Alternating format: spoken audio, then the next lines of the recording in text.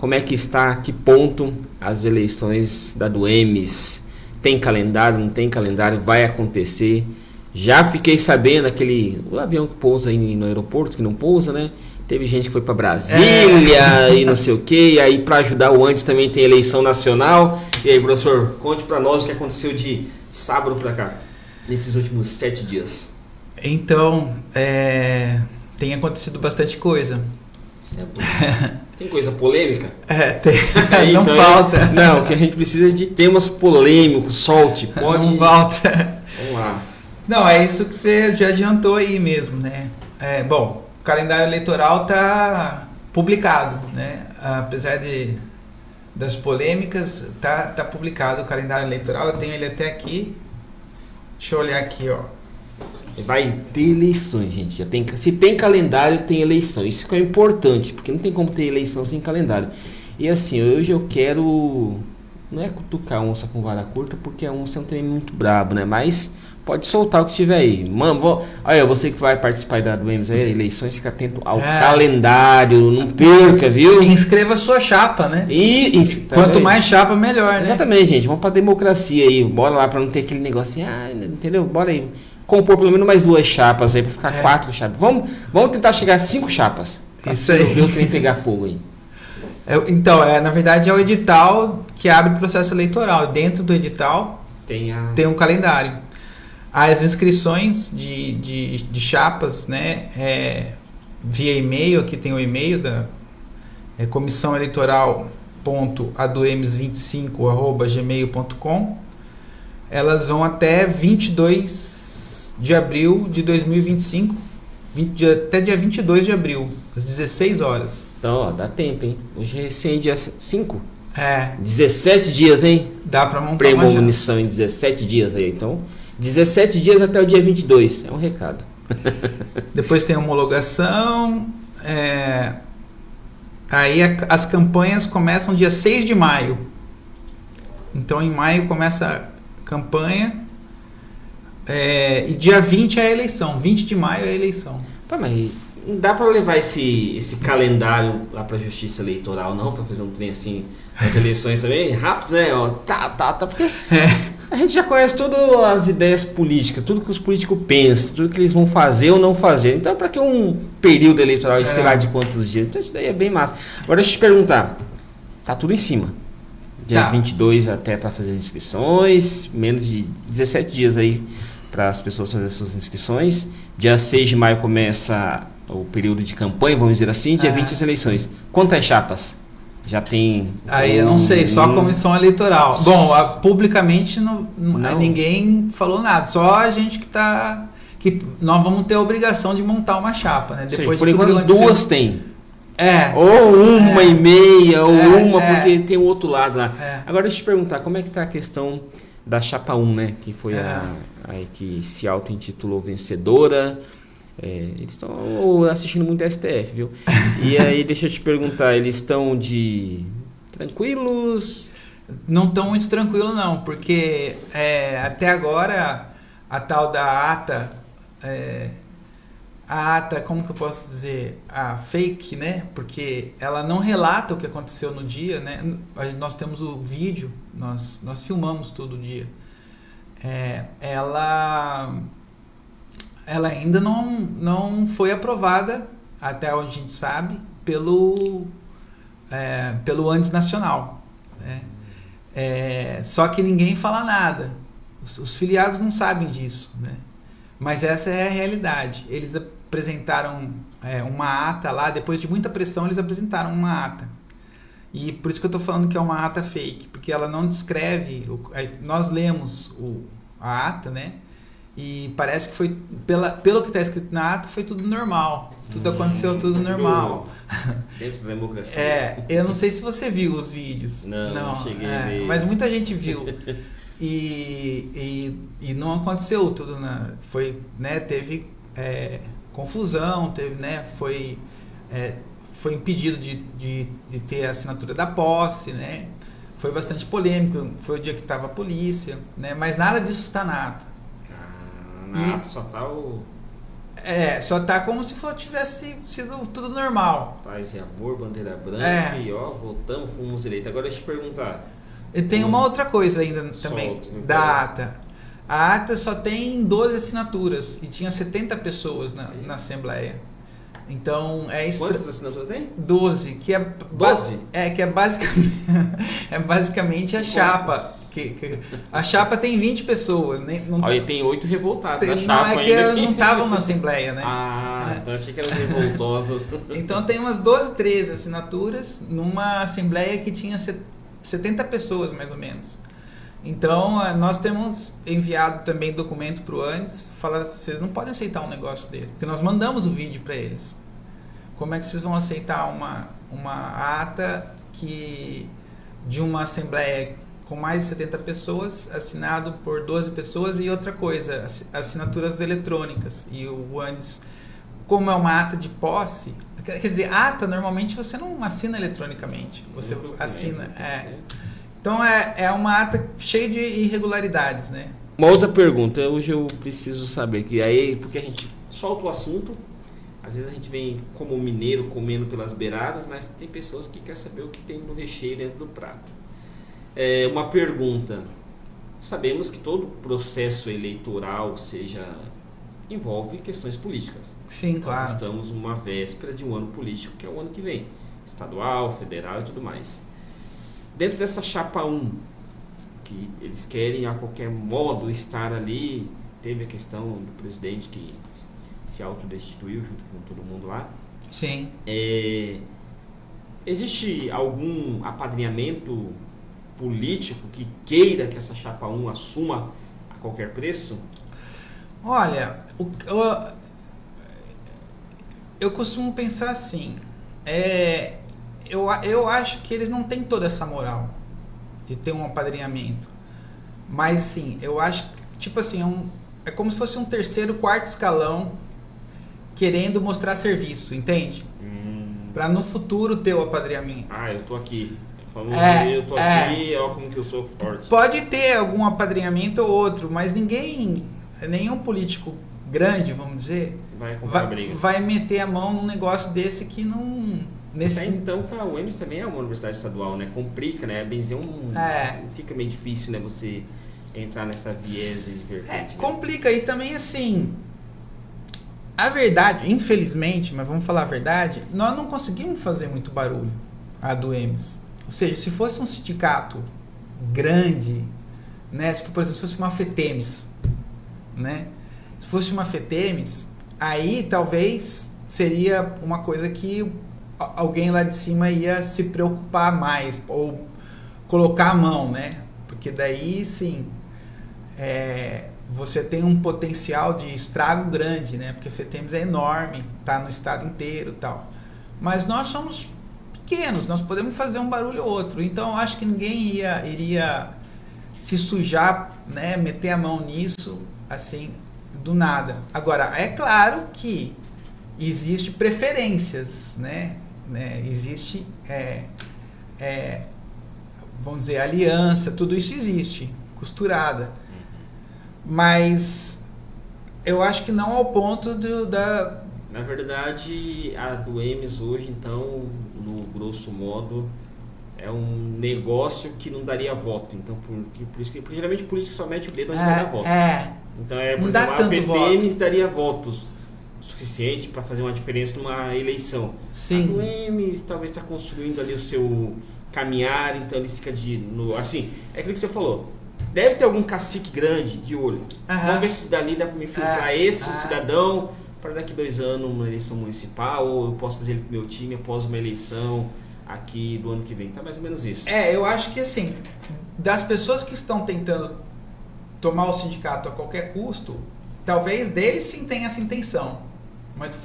Mas não do outro lado ainda, né? Vamos dizer, não tem um cara lá que fala assim, não, vou botar a mão no fogo, mas obviamente que essas pessoas se aproximam, né? Então ainda, querendo se apresentar como alguém que pode dominar coordenar. Mas não é só questão de voto no sentido de número de pessoas, mas é questão de quem pode fazer barulho. né? Por exemplo, a FETEMES pode fazer muito barulho. Por exemplo, sei lá, uma greve das escolas, isso tem um impacto muito maior do que, por exemplo, uma greve da UEMS, né? Tô pegando o extremo, né? Mas qualquer coisa que seja levado à frente, por exemplo, por um sindicato como a FETEMES, tem um peso muito maior, só estou usando como exemplo, do que a do EMS. Então, eu acho que, na minha avaliação, não, obviamente que existe um certo monitoramento, porque a classe política monitora tudo, né? Monitora os sindicatos, né? Eles estão sempre de olho, mas eles têm tanto problema maior, né? Tanta coisa acontecendo, que eles não conseguem influenciar em tudo, né? Tá em tudo, assim. Então, deixa eu perguntar uma outra coisa. Você falou que teve pessoal aqui da Chá que foram para Brasília. Foram lá. 2 pontos, 2 perguntas. O que realmente eles foram fazer lá e qual foi o posicionamento do antes? Então, falta também perguntar com que dinheiro que eles foram para lá. Eu não sei. Essa aí eu não sei, eu não tenho. Uma interrogação aí, fala aí. Tem que ter transparência nessas viagens também, como se fosse diária, de vereador, essas coisas? Não, todo, se for do sindicato, todo recurso tem que ser, eles têm que prestar conta. Eles foram do sindicato? Então eu não sei se eles foram, porque a gente não sabe, né? Se eles estão usando o recurso do sindicato ou não, a gente não sabe. Mas se o recurso for do sindicato, isso vai aparecer nas contas, né? Porque eles prestam conta para os filiados, né? A gente tem acesso às contas. Certo. Mas a gente não sabe. Bom, eles foram tentar regularizar tal ata e tentar convencer, né, o Sindicato Nacional, contar a versão deles do acontecido, do assunto. Mas parece que não foram bem sucedidos, não. Né? Não conseguiram aí Então, esperado o veredito, voltem e assumem. Mais ou menos isso. A ideia era isso, voltar com a posição do Andes. O Andes falou que tá tudo ok, não tem eleição. Cancela esse edital, a gente está no poder, mais ou menos isso. Então não voltaram com essa... Não. Foram voando e voltaram rastejando, mais ou menos isso. Mas não foi divulgado isso. Ninguém sabe. Poucas pessoas sabem que dessa viagem, né? Agora aqui que eu acho que vai ficar muita gente sabendo. Gente, vocês viajaram aí, foi com o quê? Carona, dinheiro do sindicato, não dinheiro do sindicato, e aí, conte pra nós aí. Porra, bateu comida daqui a pouco. E sobre, você falou que tem a eleição do Andes Nacional.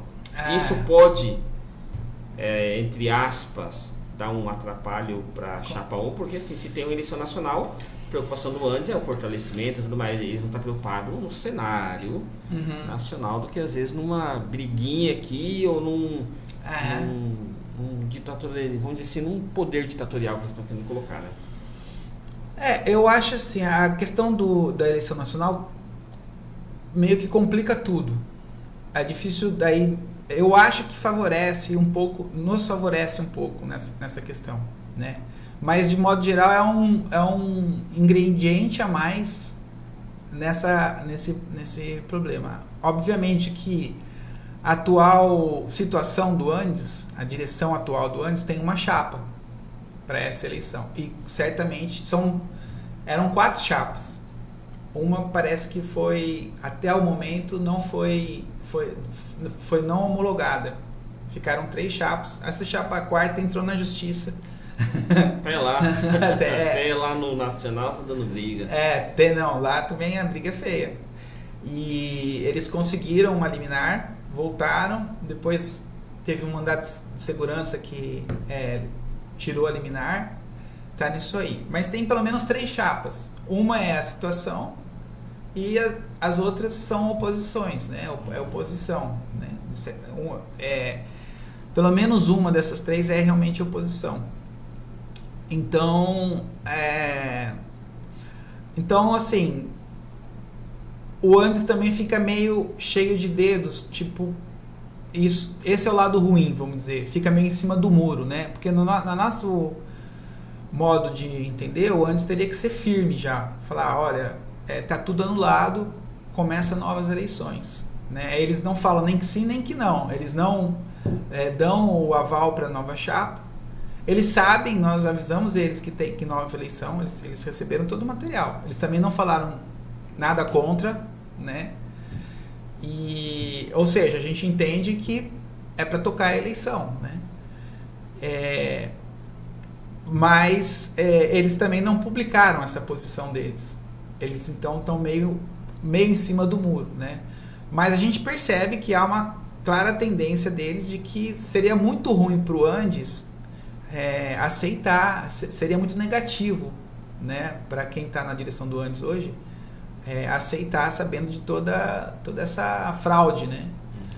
Então, esse é o lado, vamos dizer, positivo. Mas nós estamos também circulando uma carta pedindo ao presidente do Andes que se posicione. Nós já temos mais de 200 assinaturas e nossa ideia é divulgar no Brasil inteiro o que está acontecendo. Então, isso para nós é bom, período eleitoral, porque causa mais impacto. Outra pergunta. As eleições elas vão acontecer, assim, vamos por lá no dia 20 de maio. Vamos para esse cenário, vai ter as eleições. Ela vai ficar concentrada só em Dourados ou ela vai... Não, tem que acontecer em todas as unidades. Todas as unidades, não vai ficar aquele negócio igual foi. Não. Isso nunca aconteceu. Primeira vez na história do sindicato. Vamos online aí. Não. Então a eleição, se tiver dia 20, vai ser em todos os polos. Tem que ter urna em todas as unidades. Todas as unidades, porque para pôr uma democracia.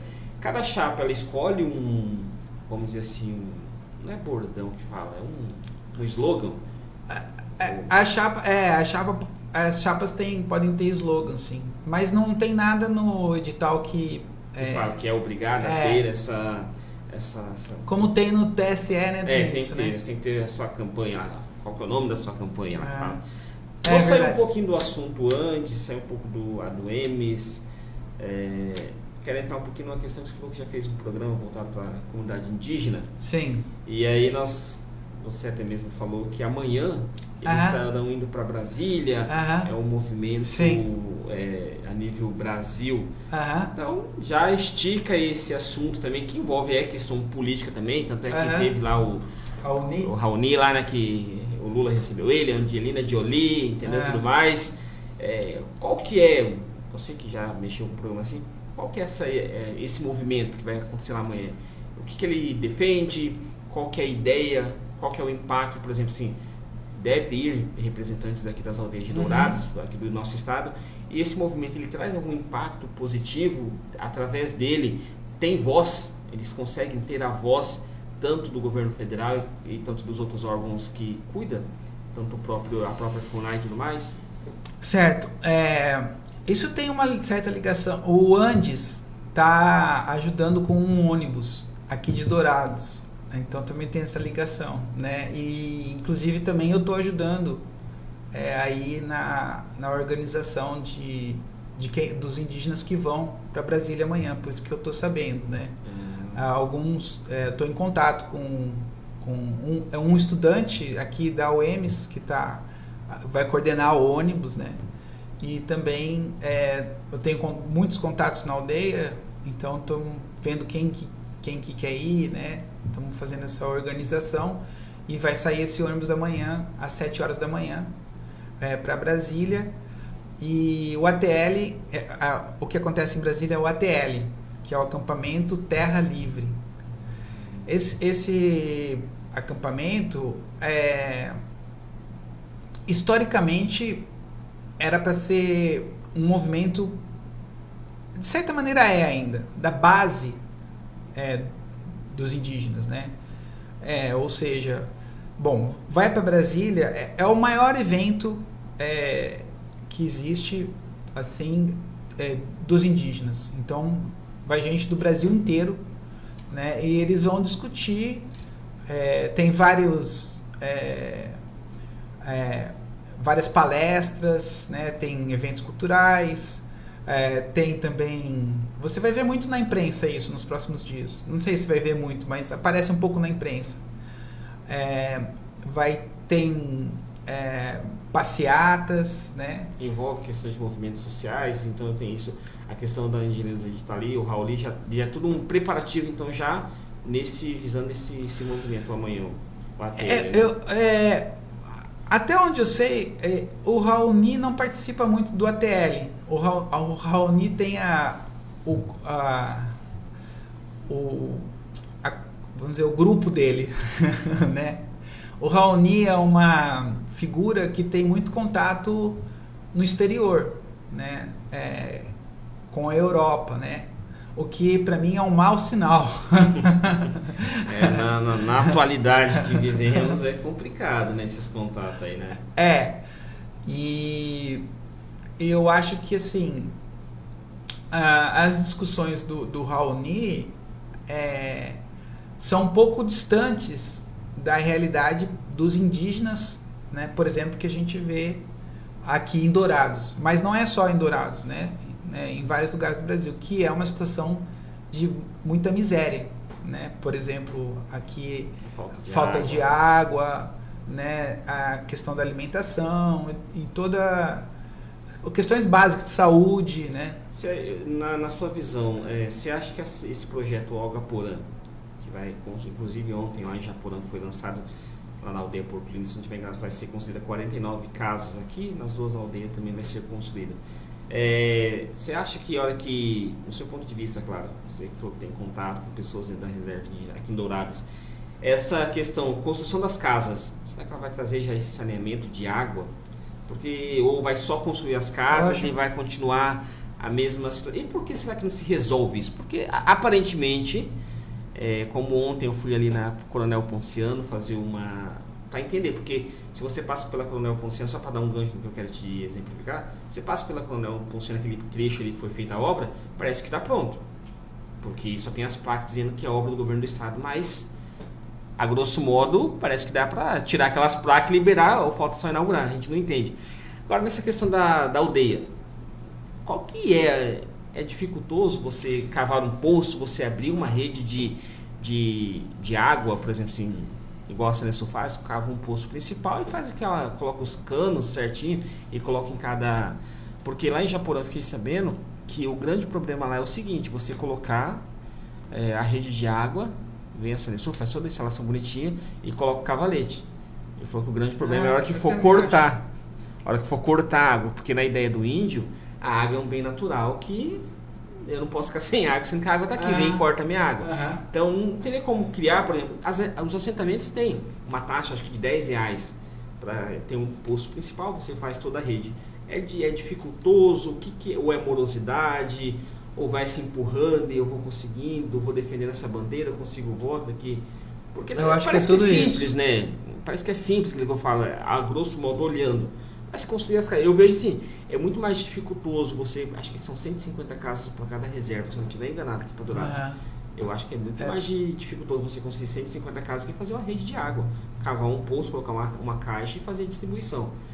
Para você, as pessoas que estão lá dentro, os indígenas, eles falam para você, relatam para você o porquê da dificuldade, por que não fazem, que visão que é essa? Olha, eu acompanhei muito tudo isso, né? Inclusive os manifestos que teve aquela vez que fecharam a BR, uma manifestação que na verdade era pacífica, eles estavam apenas reivindicando água, que é um direito, né, de todo o ser humano. Eu já pensei muito também nisso, sobre... eu acho que é um pouco de tudo que você falou. Existe uma morosidade, né? Existem dificuldades técnicas, de fato, porque a aldeia, ela não é um local onde você tem ruas retas, né? Você tem aí beco, pedaço de ruas, né? Trieiros, tal. Então, para você instalar uma rede num local desse, não é tão simples como numa cidade... uma urbanização, digamos assim. Né? Se você fosse instalar uma rede, quer dizer, uma rede é muito mais fácil de se instalar com um projeto de urbanização do que num local desse. Eu acho que a questão de cobrar água também é uma coisa que parece que, até onde eu escuto, é um projeto do Barbosinha, né, de instalar cobrança de água, né? E de fato existe entre os indígenas essa questão de que a água eles têm o direito porque está na área deles, né? Então eles não estariam dispostos a ter que pagar essa água.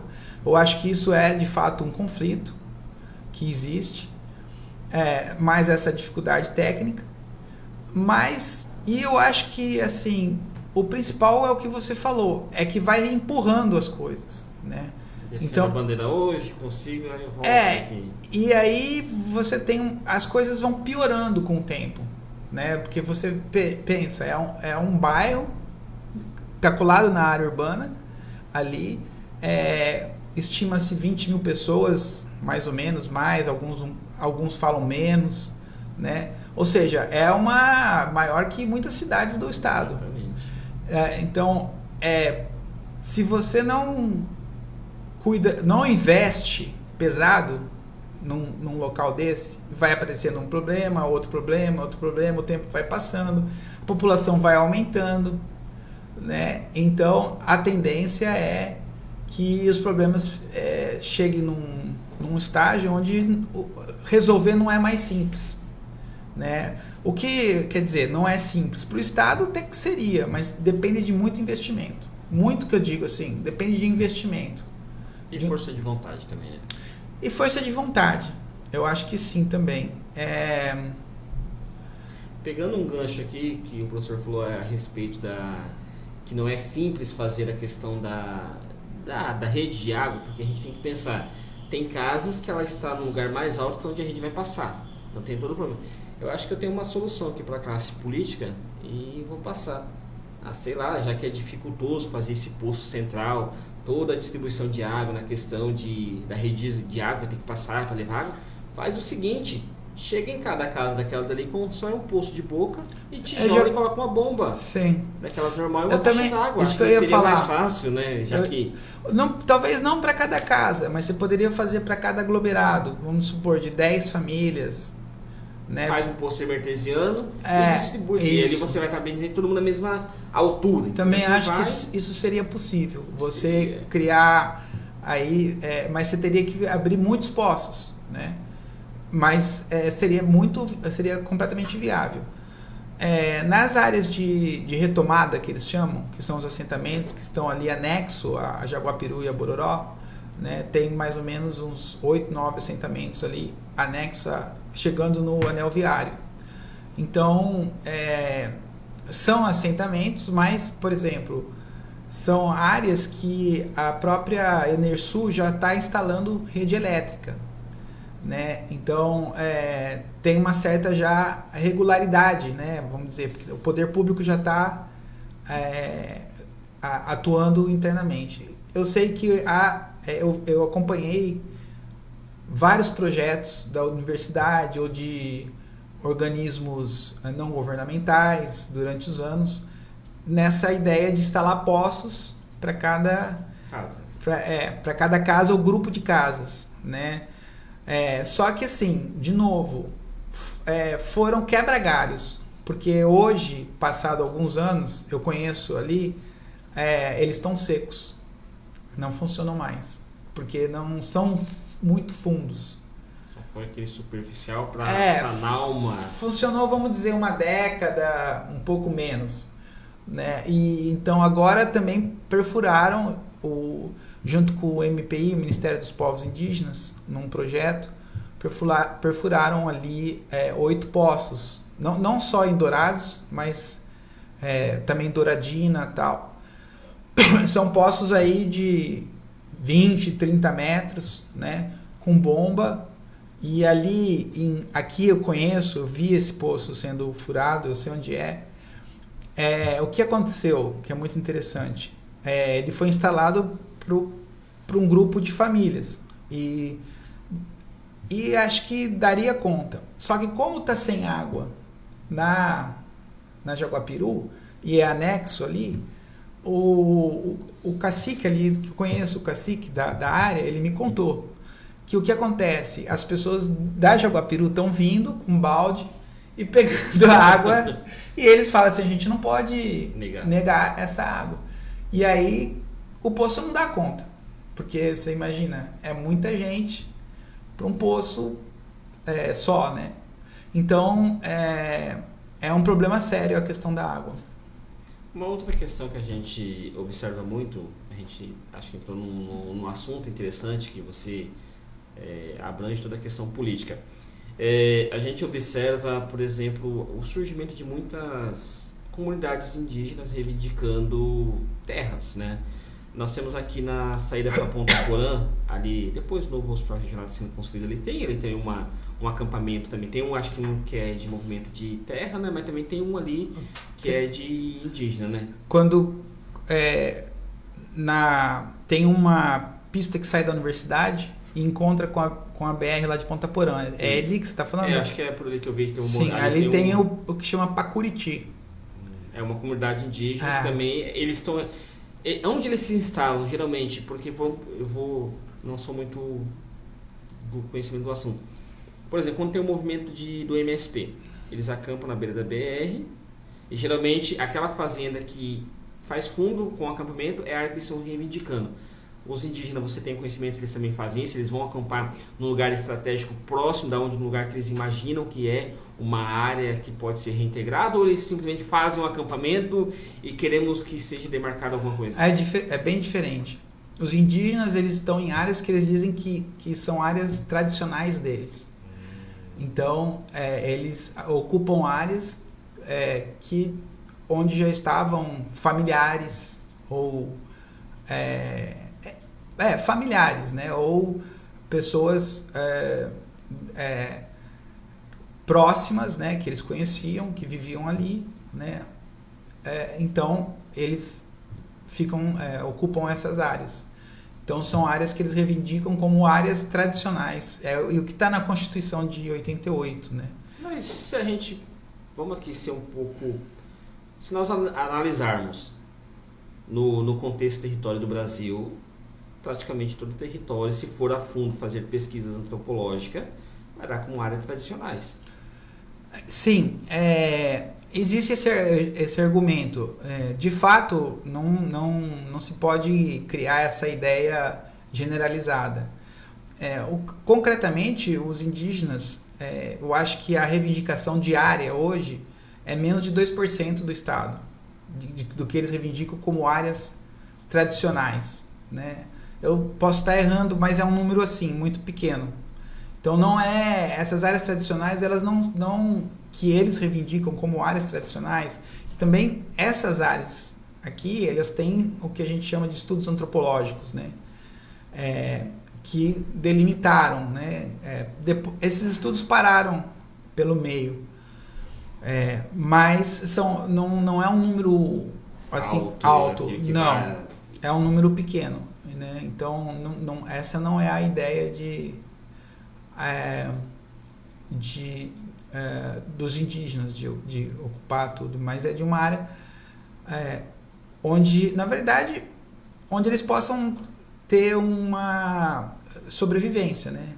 Porque, por exemplo, aqui nessa área, a gente falou de alguns problemas, né? Na Jaguapiru, na Bororó, esses problemas estão muito ligados à falta de terra, porque é uma população que cresceu muito e ali você não tem como, você tem muita dificuldade para, por exemplo, para produzir, né? Produzir alimento ou gerar alguma economia que possa... O que acontece com...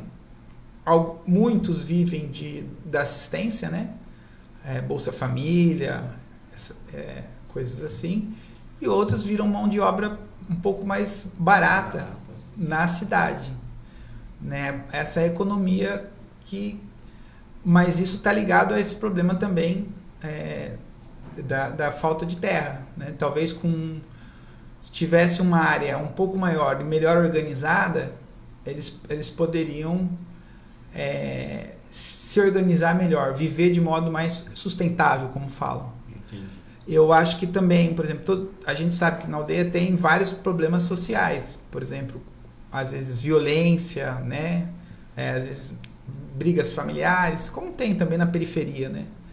Também é resultado desse, vamos dizer, desse pouco espaço, onde cada vez tem mais pessoas e numa situação onde não há,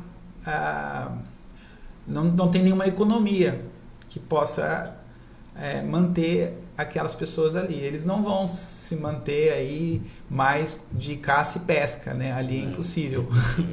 Bom, professor, eu quero aqui já deixar um próximo gancho para o próximo programa, que a gente entrar num assunto que é mais mesmo política, próximo sábado. Aí eu quero, só para deixar aqui um tira-gosto, para fazer o povo entender, porque a gente vê muitos comentários, inclusive eu vi isso ontem de um dos vídeos que a gente fizemos, uma live, lá da Coronel Ponciano, inclusive, que uma pessoa comentou assim, várias pessoas comentando que para virar para a UPA ficou ruim, a sinalização está horrível, os comerciantes estão sofrendo, as calçadas, tudo mais. Aí teve uma pessoa que comentou bem assim, que o povo de Dourados nunca está satisfeito com nada. Eu creio que a gente precisa entender que não é questão de estar satisfeito ou não, é uma questão que é uma obra, foi dinheiro público e não foi entregue. É você entender toda essa complexidade. Tanto é que lá próximo ali do cemitério, um pouquinho antes, tem uma empresa que ela está com uma faixa. Então o nosso comércio está de luto e morrendo por causa dessa nova obra que tirou o estacionamento, tirou um monte de coisa assim, e não se conclui. Ali onde próximo do Açaí mesmo tem uma empresa que ela está aqui e aqui embaixo está a calçada que foi arrancada e não foi feito. Eles não têm, porque antigamente tinha o acostamento, tinha o estacionamento, porque era só uma via que voltava e tinha todo aquele espaço. Hoje já não tem. Hoje os carros param. Então acho que as pessoas precisam entender um pouco mais que quando se cobra, e acho que também isso vale para os políticos, e eu creio que político não pode ser daquele camarada que é o dono do bem e do mal, não. Acho que o camarada tem que ter um pouco mais de humildade. Se você se propõe a ter um cargo público, é aquele negócio, também não ficar assim, todo mundo defende seu lado, sua bandeira, sua ideologia, mas eu penso que você precisa ter um pouco mais de coerência. Nós sabemos aquilo que não funcionou no governo do Bolsonaro, nós sabemos aquilo que não está funcionando no governo atual, e nós precisamos pensar que os camaradas que a gente coloca lá decidem a nossa vida. E assim, os camaradas que estão lá, eles estão decidindo a vida deles. Infelizmente, o que nós vemos hoje na política a nível Brasil é isso. Porque assim, não sei se você está acompanhando a questão do Mota lá. Que ele, do Hugo Mota? Vai, aprova, não aprova, aí a Polícia Federal já descobriu um negocinho aqui, e aí o cara falou que não ia, daqui a pouco. Então assim, é tudo isso. Então acho que a gente precisa acordar a população para isso.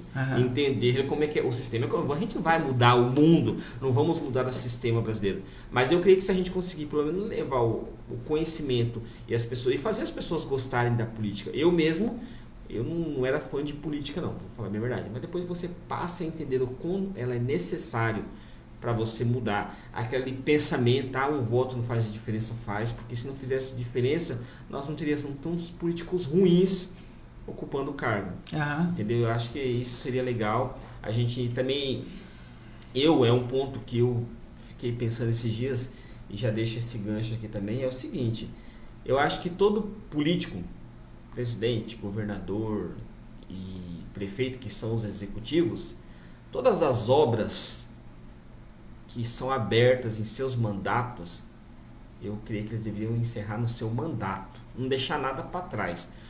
Porque daí o cara fala que não deu tempo de fazer por causa disso. Aí entra o X e faz e se vangloria em cima. E acaba não fazendo nada porque vai fazendo o que ficou para trás. E aí o povo fica sendo levado nessa, tá fazendo, não. Acho que a gente tem que ter coerência de olhar aquilo que está sendo feito realmente e aquilo que está sendo terminado. Então, acho que seria legal isso. E eu defendo um ponto, e acho que isso seria legal fazer meio um cientista político, um historiador, não sei, até mesmo algum político que queira vir conversar com a gente. Eu defendo no Brasil a eleição de 5 anos e vou escolher tudo no mesmo dia. Porque, infelizmente, terminamos uma eleição municipal pensando no quê? Na eleição para deputado. São bases construídas. Fulano dá para apoiar para ganhar porque eu vou tantos votos. E os caras geralmente ficam naquela lacuna de 2 anos fazendo alguma coisa que não fazem nada. E, infelizmente, fazem coisas no ano que antecede a política e no ano político. Eu não sei se isso, lógico, é uma discussão muito louca. Mas se você põe lá, dá o cargo de 5 anos pro camarada, no mês que a gente escolhe o presidente, dá para fazer, eu acho que dá para enxugar um pouco, também diminuir cargo. Estamos tentando diminuir a questão de partidos, né? Mas aí você está diminuindo partidos só no nome, né? Porque daí você cria blocos e continua tudo do mesmo jeito. Só está diminuindo as siglas. Acho que são assuntos que dá para a gente ir estudando e ir debatendo nos próximos. Sim, deixa eu falar um pouco sobre essa questão que você falou aí. Eu não estou acompanhando exatamente do asfalto, né? Mas a realidade é o seguinte, o povo está cansado de um monte de coisa. Você veja, o trabalhador ele não ganha bem, as coisas estão caras, você não tem um bom transporte, né? A saúde não está bem. Então o cara está um pouco com o saco cheio de tudo, né? Aí aparece mais uma coisa. Aí você tem um pequeno empresário que tem uma loja aí que você falou, né? Para ele tocar aquilo não é fácil hoje. Não é difícil. Aí um negócio que pode acabar com o negócio, com o comércio que ele tem ali, né? Que demorou sei lá quanto tempo para o cara construir, né? Fazer o negócio andar e agora... Então é normal que as pessoas reclamem, né? Até eu acho que o pessoal aguenta coisas demais. Nós aguentamos coisas demais, porque o Brasil é um país rico em termos de, né, tem tudo aqui. Então era para o povo ter uma condição de vida melhor. Então é normal que as pessoas reclamem dessas situações. Agora, de fato, o que você falou do sistema político, das eleições, não, do sistema eleitoral, né? Não sistema político, sistema eleitoral. O sistema eleitoral do Brasil, a gente vê que é essa...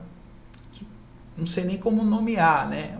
Mas é um negócio onde, na verdade, gira muito dinheiro, né? É um comércio, praticamente, né? Não é um processo democrático. Quem tem mais dinheiro, que ganha, né? E as eleições funcionam assim. Então, isso é realmente um problema. O sistema eleitoral no Brasil, né? Ele está longe de ser um sistema democrático. Bem.